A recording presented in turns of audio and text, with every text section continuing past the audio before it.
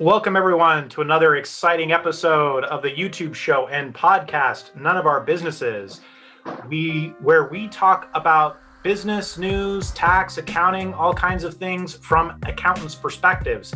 And with me today, Jack DiMatteo. Oh. And Charlie Zygmunt. Hey, everybody. I'm Ty Carr, and today we've got a bunch of articles to look at. We're going to be talking about looking at the ADP report, looking at employment and unemployment, and how that affected the stock market with a little bit of a wobble. We're going to be talking about Facebook launching a war against the latest iPhone update, and Zoom fatigue. How are we going to fight it? Sneakerheads in trouble. And finally, from the Wall Street Journal, the billionaire behind the biggest U.S. tax fraud case ever filed. Okay, guys. Well, let's kick this off with Jack. All right. Well, we have an interesting article this week from based on the economy. Just looking at the fact that the stock market's wobbling a little bit, and the ADP report that comes out on Wednesday prior to the jobs report that comes out on that first Friday each month talks about we didn't create the jobs that we thought we would. So there's a lot of different things going on in this article. One of which, they're talking about interest rates now being a threat. As we all know now, the stock market had a wild week, bookended by two great days on Monday and Friday, some horrible days in between.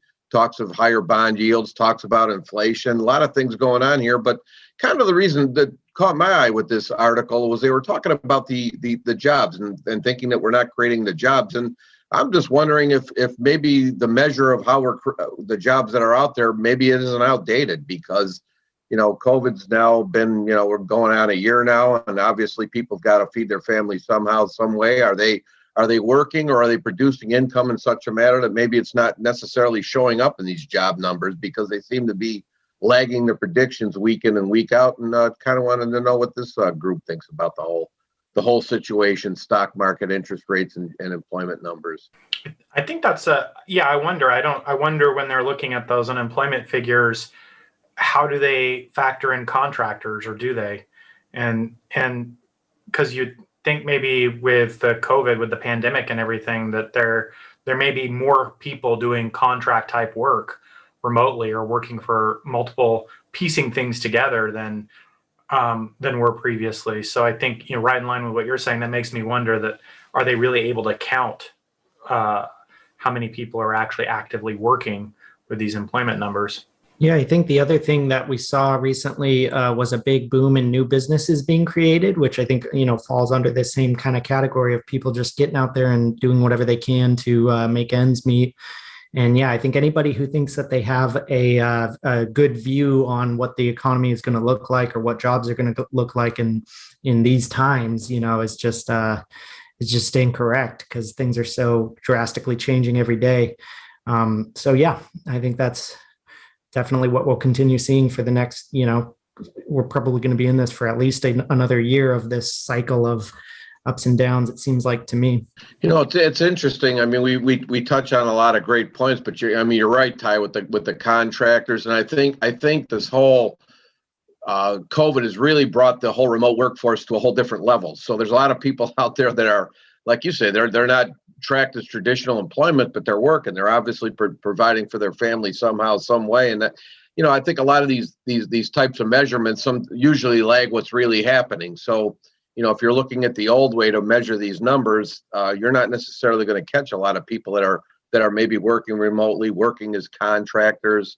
To Charlie's point, I know a lot of people, after COVID, if they had a retirement or wherewithal of the funds, they really thought about starting their own business and kind of getting out of this corporate rat race of the boom and bust cycles, and maybe trying to open their own business and kind of control their own destiny. So I think there's a lot of validity to that. What do you guys think? Yeah, I think I also wonder if it's like a distribution / network problem, in the sense that, because I hear from business owners all the time that it's hard, that they have openings, that they're looking for talent, that they can't find, the right people, or they can't find enough people for whatever it is that they're into. And then on the flip side, I do hear some folks also saying, well, they're concerned about whether they're going to lose their jobs and what they would do and that kind of thing. And so I wonder if it's like there's just this mismatch because we're staying at home, we're working remotely, and so we're not networking in the same way that we did before. Like people aren't getting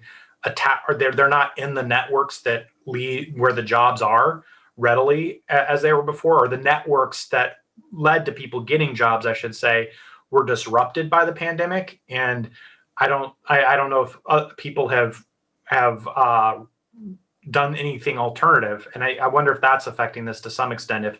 If you've got underemployment occurring where there's a need, but then there's also people who feel like they can't find jobs, and it's because the network isn't really there to connect the two very well right now. Well, and I think just like you have the whole phenomenon of people going remote and then, working jobs that they maybe otherwise wouldn't have worked, I think that same effect happens in reverse with employment as well. So to where companies are now able to find remote workers that are in different areas than they were looking before. So just like your opportunities expand, so does your competition. And so I think it's just kind of that, finding that balance between available jobs and demand that's out there. It's an interesting point that you bring up, Ty, because just people this morning, they're trying to hire a massotherapist. He's gone all the traditional free routes, Facebook, LinkedIn, word of mouth, networking. Can't find a person. And I mean, they're not, you wouldn't think they're that hard to find, but you're right. I mean, if they're talking about, all these unemployment claims and be underemployed, I hear the same thing from business owners all the time. I can't find people. And unfortunately, a lot of cases when they do find people, they can't pass a drug test. So it seems like, something here isn't matching up. And again, I think it just may be the way that they're tracking numbers. Yeah, and I also think on that point that it's being in a profession myself where I'm in the profession I want to be in, and that has plenty of work in it, and so I don't have to face this challenge. I think I personally underestimate the challenge of changing careers and changing and transitioning, because I mean, I think there's been somewhat of a reordering of the economy, and there's a reordering of what's available. And that's like, we have a client, Jack and I work on a client where they have an endless need for clinical psychologists that can work in the call center scenario. And, so it's like there are specialized areas where there's like a ton of need, right? And yet then you have other places where people are put out of work because of the pandemic or the changing economy or whatever. And I always, like, the insensitive side of me says, well, why don't these folks just move into a different lane where, we know from discussions with other businesses out there, there's job opportunities. How can this group of people be complaining about not having work when there's other opportunities out there? Why don't they make this transition? But I think I call it the insensitive part of me that thinks that way sometimes, because I think that's harder than I give it credit for.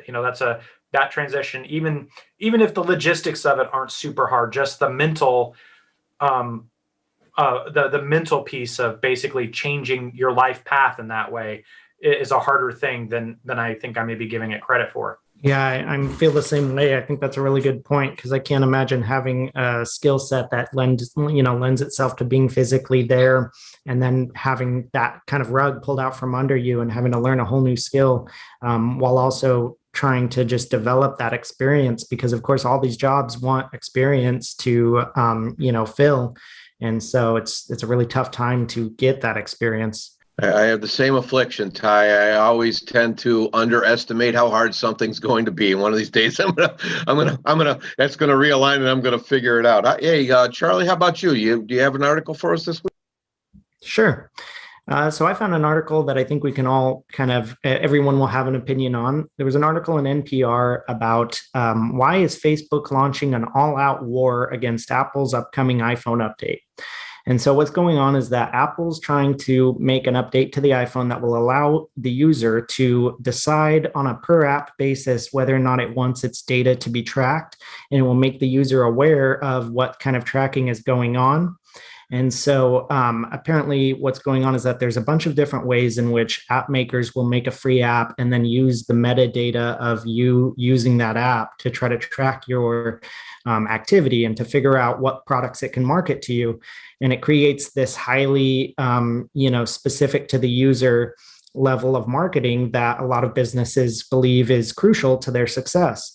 And so Apple has gone out and kind of rallied up a lot of these, Facebook has gone out and rallied up a lot of these business owners who rely on that and gotten them to kind of voice their concerns about what they think it will do to their business if users are given the ability to control their data. And so Facebook, as we know, is built as a free platform and is basically heavily funded by advertising or solely funded by advertising. And it's a very different business model from Apple, who sells its products at a high premium and focuses on, high profitability products. But there's that age-old saying that says that if there's a free product, that you are the product.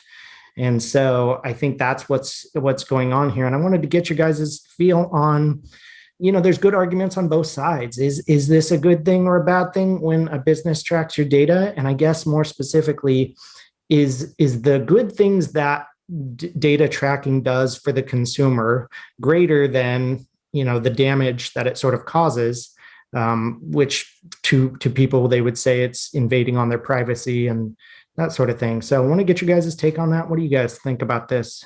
I think it's a consistent message from Apple. I mean, they've tried to be at the vanguard of data privacy in this kind of personal technology among the tech world. I don't know what I don't know enough about is this a purely philosophical position, or what is the business behind them really promoting the data privacy banner, or really maintaining the data privacy banner? Is Tim Cook doing that? I mean, I guess it could be, the business case could be as simple as that becomes part of their brand and people like that, and so that continues to make Apple a really kind of cult brand that has its following, and part of that mystique and cult following is the philosophical bent that Apple goes forth with in terms of trying to maintain the highest levels of data privacy that they can. So yeah, I think it's consistent on their part, and it's consistent on Facebook's part to want to have data available for advertisers for sure. But then, it's interesting that Facebook has, like, it's bare knuckled, like no qualms about it, right? They're just all out there in terms of, we want people's data to advertise to them and make a better experience for them and all that. But we're not going to even hide what our agenda is. And it's interesting to see the titans of the industry kind of have this philosophical battle. Now, I think you bring up a really good point, and the article touched on this, so I just want to kind of highlight what Facebook's argument is to that. Facebook put out an argument that says the reason that Apple wants to allow people to track their data, or to decide which apps track their data, is so that it can force people into buying products that pay the Apple tax, which is what they call the 30% fee, to where when a developer pays Apple for anything, it runs through the App Store. So Facebook's vent is that, hey, we're just trying to push people towards the Apple tax, and that's the business driver of this whole thing. And I think there's some validity to that. I don't think that's the entirety of the issue, because like you said, you bring up great points. Anything that gives people control is going to make that product popular. But I think that they've got some level of a point there. Yeah. No, that's great. You satisfied the cynic in me. There must be some latent business motivation going on here. Yeah. Interesting. No, it's when it comes to these big tech companies fighting, as far as I'm concerned, they could kill each other. Now, that being said, I it's very interesting with these data privacy issues, because I guess I'm old enough to remember, what a hippie was, and I know my rights, man, and you can't do this, and it's jaw dropping to me to see the level of which people will allow their privacy to be invaded, their rights to be taken away today. And that's kind of the way I look at an issue like this. It's you should have that decision, I would think, as an individual or a consumer or a citizen, however you want to frame it, to whether or not you want to let people be that invasive in your life. And all these nefarious things that go on, like everybody talks about. I was talking about doing something, and I was close to my phone, and the next thing I knew, I went on Facebook and I had 5 ads for that. I mean, this is a little bit, it's getting a little bit crazy and a little bit invasive, and I guess over the generations that protection of rights is kind of eroded a little bit. And I'm kind of glad to see at least some companies like paying at least lip service to it, where I think that should be your choice. I think you should know it. If you sign up for this app or you go on this platform, I think you should know up front, what privacy rights you're giving up to be able to access these different apps and platforms. I agree completely. The opinion that I've heard so many times that I just hate to hear is that if you have nothing to hide, then why do you want privacy? And it's like just so not the issue at all. So, all right. Do you have another article we can talk about, Jack? So, got another article, and this one talks about Zoom fatigue. That kind of hits home, probably, I would think, with everybody at time. The article doesn't just talk about Zoom fatigue. It goes through and it identifies certain things that individuals do, things that you can do to like kind of fight Zoom fatigue. I know one of the ones that they talk about is the looking at yourself in the camera for several hours a day on a Zoom call. And I kind of like what I do is I look and I go, who's that old guy looking back at me all the time?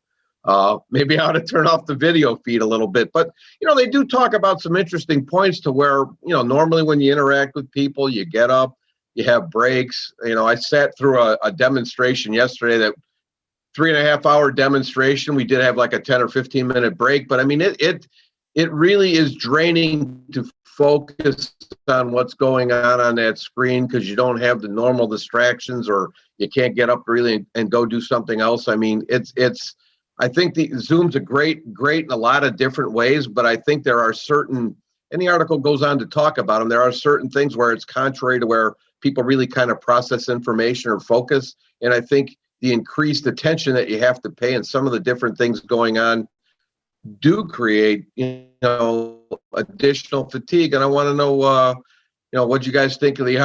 Well, I mean, one thing I think that it does that would put a lot of fatigue on people is that it takes a situation that used to feel normal, like being at work and just kind of being in a room at a table. And then when you're on a Zoom call with those same people talking about the same topics, I think a lot of times it feels to people like public speaking, and that's something that they just that they hate. And so it kind of takes this whole dynamic and just changes it. And so I feel like that can be a driver for a lot of people. I think the accessibility of Zoom calls has made it to where the fatigue, everybody wants to be on one sort of a thing. And so since now we're all able to do that so easily, it becomes the whole workday. And I felt it, you can try switching up your backgrounds and whatnot, but it doesn't change the fact of that you're on a 4-hour long meeting. And so, yeah, if you guys find any good ways to stop that fatigue, please send them to me, but not in a Zoom meeting. Yeah, I mean, I related in particular to the looking at yourself part of it in terms of, because I kind of thought about that and I'm like, yeah, that's totally what I do. I like look at myself while I'm talking, and I look at and then like when other people are talking, like I have a 20-person Zoom, and I'll have myself and then like the other people like stacked up there, right? And I'm like looking, I don't know, I think subconsciously I'm looking at myself and then I'm looking at the other people thinking, what are they seeing when they look at me? And, and it's very like, and then I thought about that point because I think when I first started using Zoom, it like defaulted to the speaker view, and that's how I always did it. And then somewhere along the line, I found the magic of grid view, and I realized when I read that part of the article, I was like, yeah, I stopped doing speaker view. Somewhere along the line, I've just switched up to always to grid view, where I can just always look at myself and I can look at how everyone else is reacting to me. And I don't know, it's probably not healthy, but I also think it's like addictive. Like I think I'm on a Zoom call, I'm still gonna want to do it. I'm gonna try to wean myself off it. Now that I've read that, I'm gonna try to go back to speaker view and see if I can hide myself and how I feel about that. It's funny, Ty. I do the same thing. I find myself trying to make eye contact with people on the grid. Obviously, you can't do that, but that's just a habit you have for meeting people, meeting people in person. So it's definitely Yeah, that's the eye contact thing. That's right. Like I look at people on the grid and I think I'm making eye contact with them. And then I have that thought, I have that sudden thought all the time, like, okay, if I'm looking here, then from the camera's viewpoint, I'm not actually looking at them. What do they think I'm looking at? Or, yeah, I don't know. Well, and let's You know, not. the other thing that's really interesting is like if you schedule a call to meet somebody for the first time and right away, the inclination is, well, a phone call would probably do the trick. But it's really interesting, and I found this to be true, the fact that on Zoom you can see that body language. And I don't know about you guys, but I've already been on those Zoom calls where body language will tell you everything you need to know. So I think it's a kind of if it's somebody you've known for 20 years, that's different. But if it's somebody you're meeting for the first time, I really think it's kind of important to maybe do that Zoom call and kind of see that body language. What are your thoughts on? Oh, I'd say 100% I'm on that page because yeah, when I'm having a meeting with new people, I'm having a meeting often if I'm doing with clients or people outside of our organization, then I usually am doing the video conference. When I'm doing like a weekly check-in with our own team members, I'm like, no video conference, guys. I'm doing this from my garden on the phone. So yeah, it's a different thing for sure. And let's not forget about the mental fatigue of trying to like look at 20 people's bedrooms or whatever they're in and just like figure out what's going on in everybody's life and stuff like that. Like, I don't know if you guys do that, but I have to know kind of what's going on with everybody whenever I'm on a Zoom call. So, Let's zoom out for a minute, Charlie. You have something else to talk about? all right, yeah, I've got a article for all you sneakerheads out there, and that's not my term. It feels kind of weird saying it, but the article said it, so I felt like I could.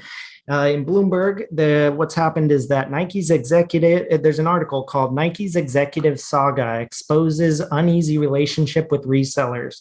And so, what has happened is that just recently, there's an executive of North America of Nike named Ann Herbert, and she has a son named Joe Herbert, who's 19 and has a shoe reselling empire. We'll say he's selling thousands of dollars a month of these shoes that are maybe hard to find, limited edition, and that sort of thing.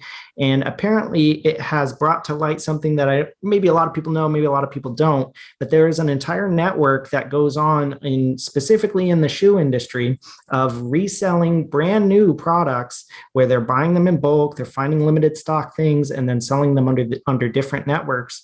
And so it's kind of this secondhand thing because it's passed through a few different retailers to get to that point, but they're new items and they're called dead stock is what they call them. And so what's happened is that this executive has just quietly resigned. And then there's been some research done to where there were documents that she shared with Nike years ago, letting them know that there was a potential conflict of interest with her son's company, but that everything was being done on the up and up. And so no facts have been released that had made it clear that there was actually any wrongdoing here. But after working for Nike for 25 years, and then quietly stepping down while having that happening in the background, it's kind of a bad optics for the company. And so I kind of want to get your guys' take on, I guess, what companies can do to protect themselves from this type of issue, or whether or not you think, anything was even being done incorrectly here or done wrong. Well, there's a lot of different issues at play. That I see here. I mean, I guess if it's. And I know that they've created special limited editions where they only produce a certain amount. Only certain people can get their hands on it. I think if you've got those types of things and you've got an executive that's, setting some aside for a son who's got a business of selling them, I mean, obviously there's a lot wrong with that. But I mean, I think if you're mass producing shoes to a point and, you've sent them to all your distribution channels. I mean, it's kind of a free market. If that son can as an independent or arm's length transaction can get access to those shoes, I mean, I wouldn't see a problem with it. But it's kind of I guess a sad if you look at the society when we live in a society where tennis shoes are valued so much that people could buy them or hoard them and then flip them at a tremendous profit. I mean, you almost go, what kind of a society are we living in, and what is it exactly that we value? But like I said, I kind of different ways to look at it. I don't know that I would always say that this is necessarily a bad thing.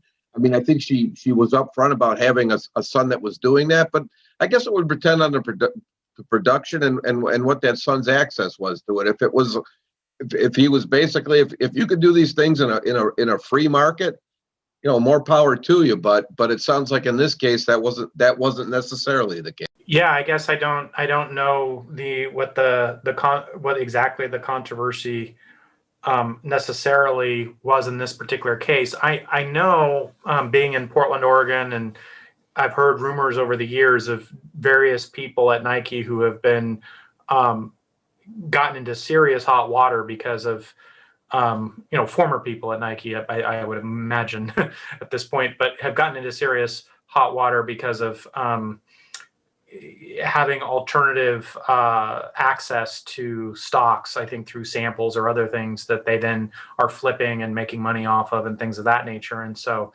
I think that so I've known I've known over the last couple of decades through the rumor mill in the Portland business area that the Nike takes that kind of thing very seriously, and you can get into really serious trouble being involved in that.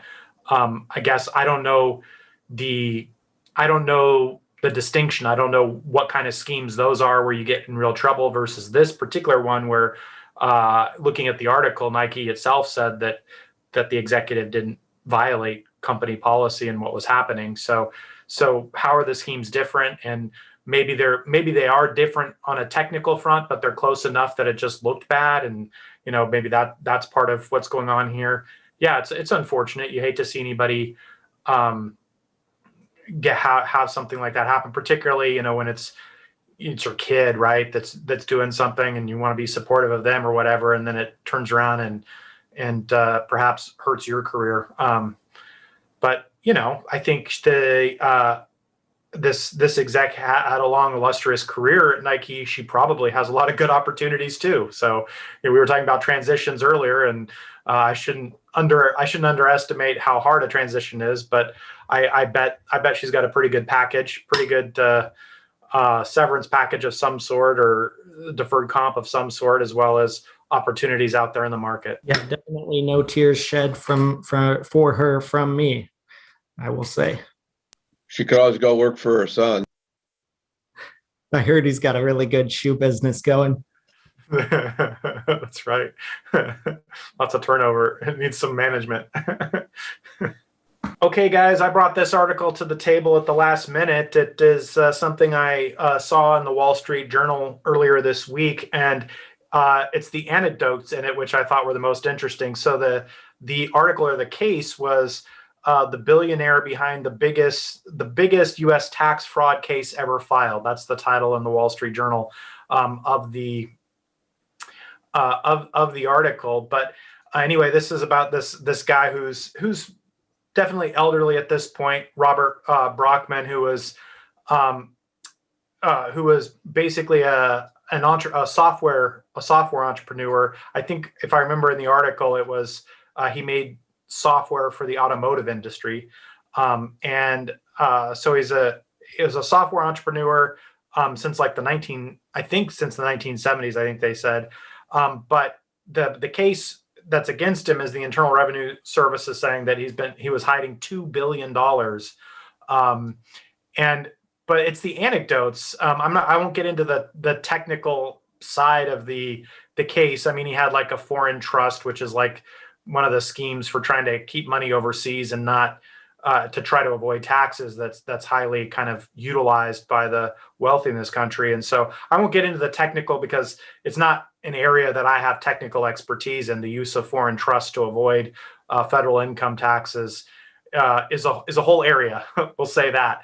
So I won't get into the technicality of that. I thought what was interesting was some of the anecdotal kind of story pieces to this, like how the IRS got onto him. Well, what happened is that his company had bonuses for sales executives that were based on company profits, and these sales executives felt like they were getting shortchanged, and them and their investigators traced the fact that money was being diverted to Cayman Islands accounts, and that was decreasing the profits that they were getting bonused on, essentially.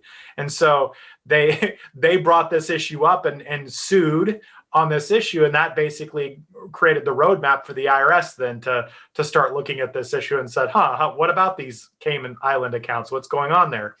And so, yeah, I just thought that was interesting how the case, what seemed to have tipped off the IRS was interesting. And then the other piece of it, which was just somewhat humorous, was the details about how, this guy had masterminded avoiding tax for all these years. And now one of the defenses, or one of the ways that him and his lawyers are attempting to get out of it, and which I guess I don't have reason to know the truth of this, but they're claiming now that he has dementia. And so, and the article went into the details.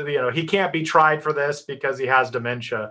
And the article went into the details of things that the prosecutor said he was able to cognitively do, yet 2 weeks later he wasn't able to properly draw a clock, which I guess is one of the tests that you use for dementia or something like that. So yeah, just the things we do. Like I think about that, and I thought about that whole thing, and I'm like, okay, so yeah, I mean, $2 billion seems like a pretty big incentive to try to be shady and avoid taxes, I suppose. But I mean, if you've got $2 billion on, if you've racked up $2 billion like that, you must have had just he was otherwise a billionaire. You had amazing amounts of profits that would have led to that kind of liability in the first place, right? And so it's like, well, you already did so well in life. Why, what was the motivation to try to skim off this last $2 billion and not have to pay the taxes if it turns out that the IRS's case is valid? So yeah, just thought I would share that. I don't know if you have comments or thoughts about it, because there's not a lot of technical meat here to dig into, but love to hear whatever thoughts come to your mind. Well, I mean, I think it's really interesting because it's kind of like a case study in compensation, because, I mean, basically, if he structured that arrangement so that those managers were tied to profit, and then that pretty much calls into analysis all of the lines that go into profit. And so it seems like he could have easily circumvented this by just paying them the same amount that they were already getting, but calling it something that didn't involve reading the entire profit and loss statement. Maybe you're so right, Charlie. I mean, and I feel like we've had that exact conversation with business owners, right? In terms of, please, for the love of God and for us as accountants, do not tie your compensation plans to these profit calculations that we have to prove and support. I mean, I guess that's the wrong way to look at it, because you want to incentivize people in the right way, but in my experience, I agree. There's usually ways to incentivize people that don't require such complex calculations that then require a lot of accounting support to it, which, yeah. So that's one way in which it relates to our lives, for sure. Yeah, I only brought that up because I had this exact discussion earlier this week. So I just felt like this is a very... I bet you did. I can imagine who it was with, too. Yeah, the world may never know. Jack? Well, it's nothing says I'm doing something wrong like diverting money to the Cayman Islands account, right? It's funny that you should mention this, because just last night I was up late watching an episode of Damages, and somebody was under the gun, and they were under the gun, and one of the things they were doing was diverting money to the Cayman Islands. But it's, to answer your point, like, how much is enough that you would think these people would say, hey, I've got enough money, I don't want to do this. It reminds me of, a lot of people didn't like the reboot of Wall Street, but I kind of did. Wall Street Money Never Sleeps. Well, there's a line in the movie where Shia LaBeouf asked the James Brolin character, hey, what's your number? He says, what do you mean number? He says, well, everybody I've ever talked to, there's a certain number that if they got that number, they'd walk away and they'd be happy. And James Brolin answer, after he gets this wry grin on his face, he just says, his answer is more. And that's the truth with some people. There's never enough. It's just, they get to a certain plateau, they want to get to the next one. So it's, I guess, again, like I said, if you're diverting money to the Cayman Islands, you might want to rethink your strategy. You're probably doing something you probably shouldn't be doing. No, that's great. Yeah, this guy's number was definitely more.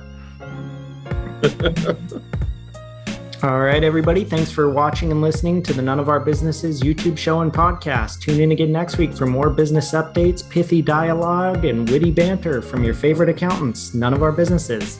Thanks, everybody.